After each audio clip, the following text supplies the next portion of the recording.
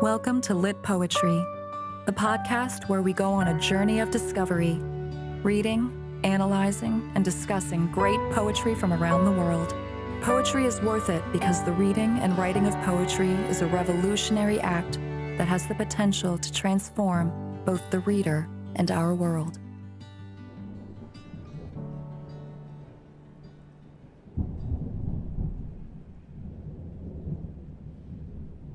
Life is often a swirling vortex of confusion, a storm of turbulent emotions. Violent winds buffet us this way and that.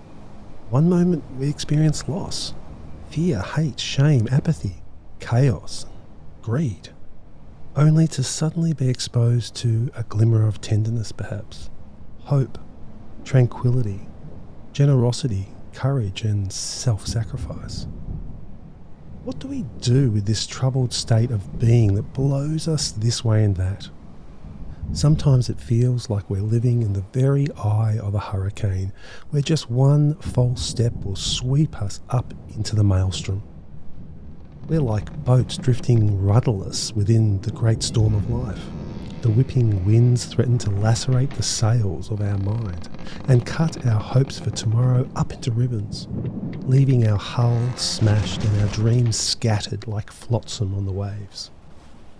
Think of the issues: global warming and environmental destruction, pandemics, war, corporate greed, digital addiction, and the polarisation of our thinking. All around us the world is in crisis. All around us is a raging storm. All around us are gigantic waves. And yet somehow we stubbornly cling to our little life rafts of hope. William Shakespeare saw this quality of stubborn absurdity in our human lives and immortalised it through the use of oxymorons and paradoxes whenever he tried to explain and explore the human condition.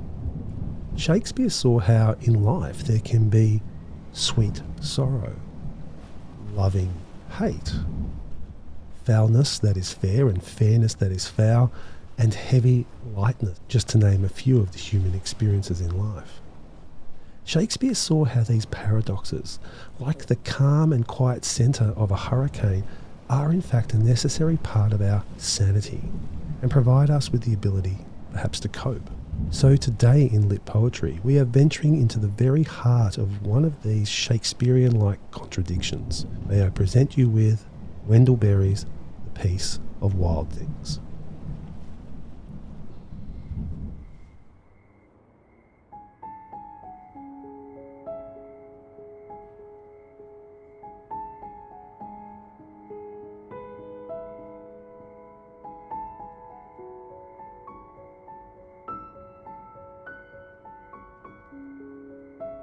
Wendell Berry's The Peace of Wild Things. When despair for the world grows in me, and I wake in the night at the least sound, in fear of what my life and my children's lives may be, I go and lie down where the wood drake rests in his beauty on the water, and the great heron feeds. I come into the peace of wild things who do not tax their lives with forethought of grief. I come into the presence of still water, and I feel above me the day-blind stars waiting with their light. For a time I rest in the grace of the world and am free.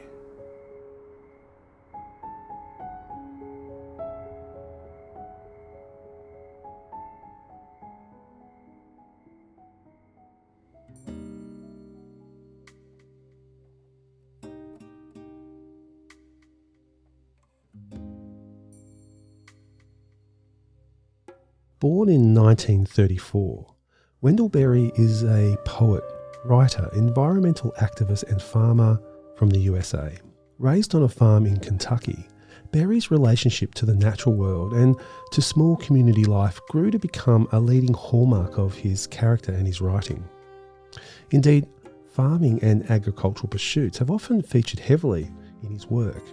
And this work is well noted for its concern over the natural world and the important responsibilities people have in regards to being good stewards of creation. As a poet and writer focused on nature, Berry has been sometimes seen as a romantic poet like William Wordsworth from the 18th century, but this is a simplistic view that fails to fully appreciate that Berry, in turning to nature, largely refuses to become overly sentimental or mythological when he writes like those older romantic poets. Berry's focus is more on the imperative that people need to learn to respectfully coexist with nature in a non-exploitative way, particularly if humankind is to survive or indeed flourish on this planet. The piece of Wild Things was first published in 1968. This was the tumultuous period of the Cold War that culminated in the Cuban Missile Crisis 2 years earlier. The Vietnam War was also raging at this time, and America was experiencing great social upheavals as citizens actively protested what they perceived to be great injustices in their midst. Berry's poem clearly reflects the poet's anxiety over the direction of the world at this time and expresses the understandable desire to find solace by stepping away from the despair of human-made catastrophes like war and environmental destruction.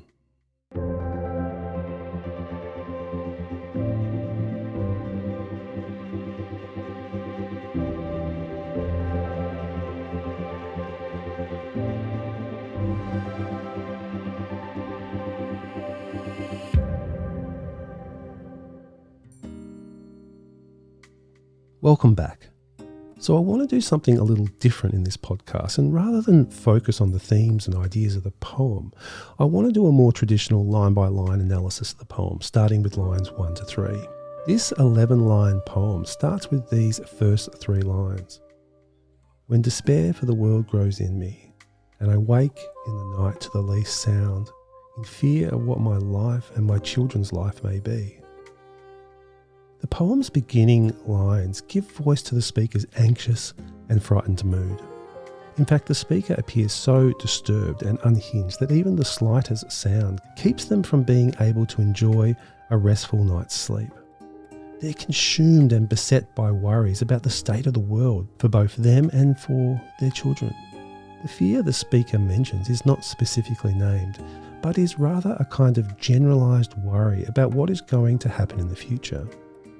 Given the poem's focus on ecology and nature, the despair that the speaker feels could relate to the future of the planet itself, or, considering the poem was written around the time of the Vietnam War and the Cold War, perhaps the speaker worries about humankind destroying itself and forfeiting forever its ability to become more harmonious. This unspecified fear, expressed by the poem's speaker, has a universal feel about it. Indeed, the unspecified fear increases the poem's power and reach, as most people reading the poem will be able to relate to the experience of their mind running away with itself during the small hours of the night over something that deeply troubles them. It is important to note here that the poem begins with the important word when. When the speaker feels these things, something happens. The speaker doesn't name the something that happens over these first 3 longish lines, and this creates a sense of mounting anxiety in the poem's opening. Added to this, these 3 lines are enjambed, flowing into one another without pauses at the end of each line, which imbues the opening with a sense of restlessness too. In other words, the speaker's thoughts seem as if they are running away with themselves across multiple lines. Of course, line 3, which goes, "In fear of what my life and my children's life may be," also uses subtle repetition for poetic effect. Here, the repetition of the words my and the words life and lives make the line jolt and jump, mimicking how an anxious mind jumps around from thought to thought. If the speaker's not worrying about their own life, they're worrying about their children's future or that of the entire world, and these worries keep coming back during the night, bubbling up from the subconscious mind and waking the speaker up.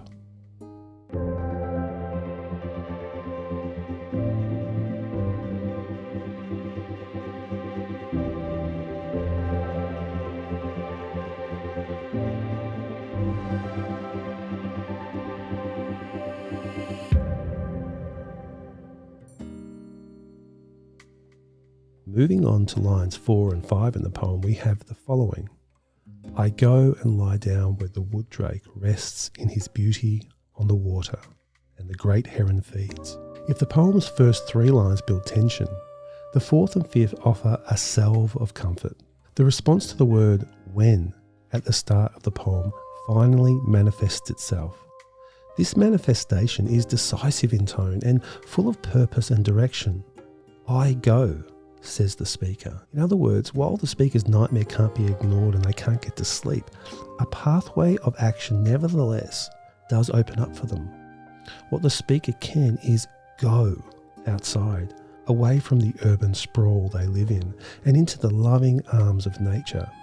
In particular, the speaker goes to rest alongside the wood drake and the great heron. The deep consonant sounds of all those D's and the soft alliterative W sounds in line 4 mark a shift from anxiety to serenity, from chaos to peace. Listen to the line. I go and lie down where the wood drake. It's a beautiful line that really calms the poem down. Here in nature, things seem to make sense. The wood drake and the heron go about their business as they always do. They don't worry about the future, and so being in their presence invites the speaker into another mode of being, one lived calmly in the moment.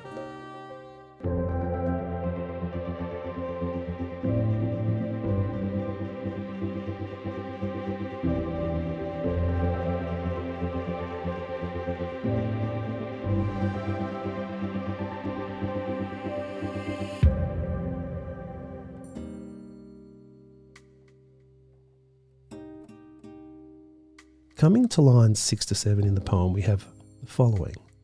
I come into the peace of wild things, who do not tax their lives with forethought of grief. Lines 6 to 8 are the heart of the poem. There is a paradox at work here, of course. Peace and wildness, while not exactly opposed, don't usually go together. Wildness is usually associated with savagery and chaos. Peace, on the other hand, is usually associated with the absence of such threats. But it's exactly this instinctual rawness within the natural world, this chaos, that makes the speaker see it as so liberating. Animals, plants, rivers, stars, none of these tax their lives with the fear of future grief. The word tax implies that there is a metaphorical cost to the forethought of grief.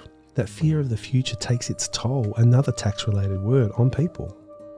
Nature doesn't bother itself with anxieties about the future because it simply exists in the here and now, and the speaker values the break from the human world that nature provides and the simple mindfulness it encourages.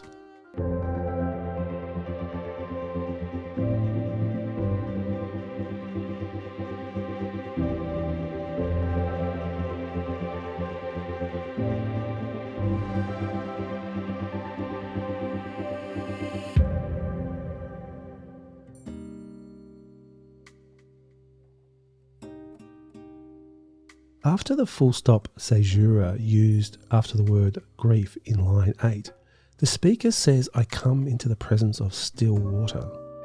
The stillness of the water here mirrors the soothing effect of the natural world on the speaker's state of mind. The word presence can be taken both literally and figuratively.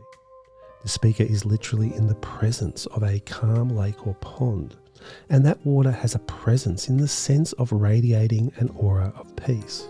The wording of the phrase still water perhaps alludes to Psalm 23 in the Bible, which goes, The Lord maketh me lie down in green pastures. He leadeth me beside the still waters. He restoreth my soul. Berry's work, of course, while not explicitly religious, is definitely undergirded by his practiced Christian faith. It is nature itself, however, here, rather than God, that restores the speaker's soul, placing this person's life in a wider context that makes earlier fears seem less heavy. The end stop at the end of the line, combined with the earlier full stop caesura, almost completely stops the flow of the poem. That is, the text becomes as still as it possibly can, conjuring the feeling of the peace of wild things that's actually written on the page. The final lines of the poem are as follows. And I feel above me the day-blind stars waiting for their light. For a time I rest in the grace of the world and am free. At this point in the poem, the speaker can feel the stars, which suggests a deep sense of connection with the universe itself. Of course, the speaker also can't see the stars because it's daytime.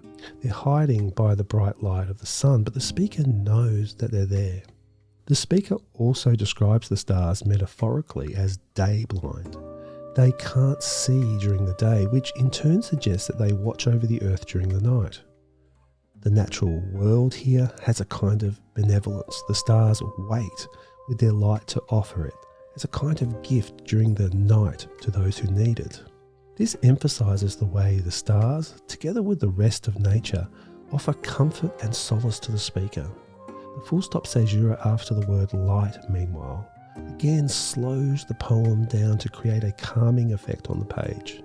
Berry shows that though the piece of Wild Things provides rest to the weary, the poem itself doesn't sentimentalize this effect. The speaker can now rest in the grace of the world, feeling free from the worry about the future, but this is only for a time. While nature can't completely heal or remove all of humanity's anxieties, it does play an important role in managing them.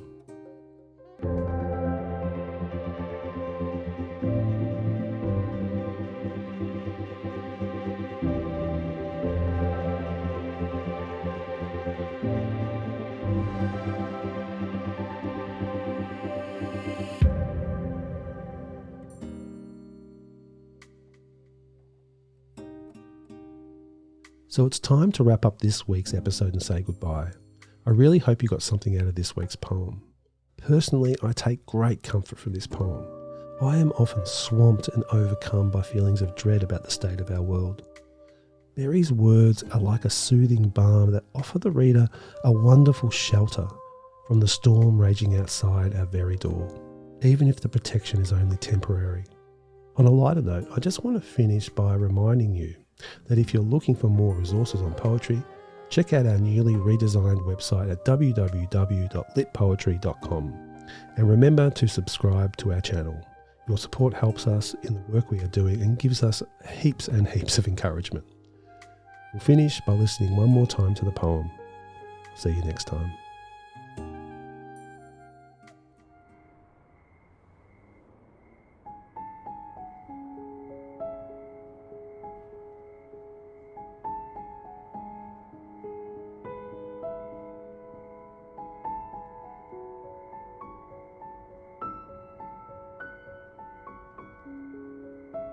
Wendell Berry's The Peace of Wild Things.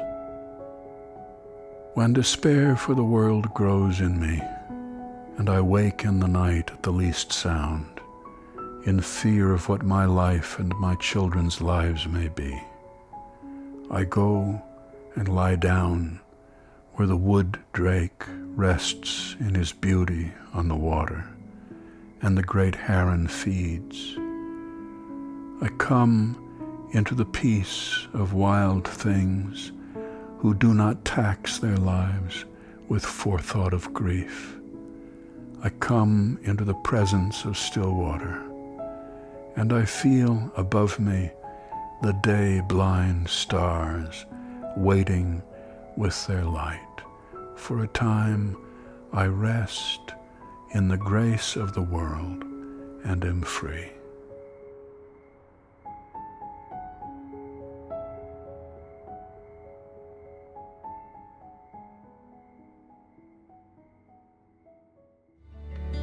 You've been listening to the Lit Poetry Podcast, presented by James Laidler. For more podcasts, poetry videos, and other useful resources, visit our website at www.litpoetry.com. Thanks for listening.